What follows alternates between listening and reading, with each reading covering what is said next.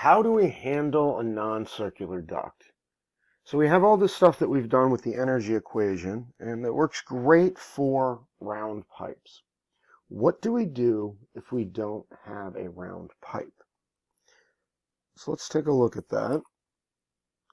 So we're going to define something new called the hydraulic diameter. And that's all going to be based on, I know that I calculate Reynolds number based on diameter is v squared over nu.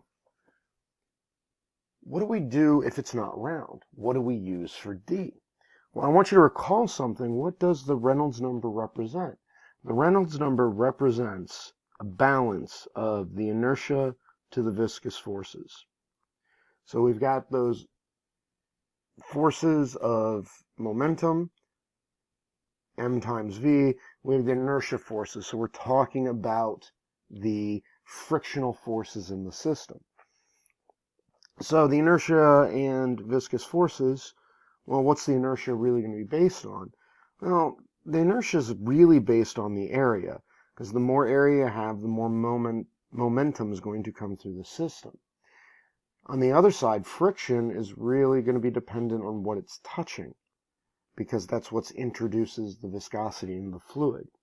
And so what we're going to look at is what's called the wetted perimeter. And all that means is, you know what perimeter is. It's just the area, the length around the edge of whatever. Wetted in the fluid sense just means what it sounds like, the area that the fluid would actually wet. So really the Reynolds number based on diameter is a measure of kind of the area over the wetted perimeter, sort of. Those are the two things that are really driving everything. So what we're going to do is we're going to define a new parameter. We're going to call that the hydraulic diameter. And so what the hydraulic diameter is a diameter of it's the circular equivalent of a non-circular duct. So if we have a square duct, we can find out, okay, that square duct is going to act kind of like a round duct of this size. And so what we're going to say for the hydraulic diameter, it's going to be 4 times the area of the shape divided by the wetted perimeter. And so using this calculation, we'll be able to go and say, okay, if I've got this square duct, it's going to work just like this round duct. And then I just go take that hydraulic diameter and I plug it into my equation. So when I go to find out Moody, I use Reynolds number based on the hydraulic diameter.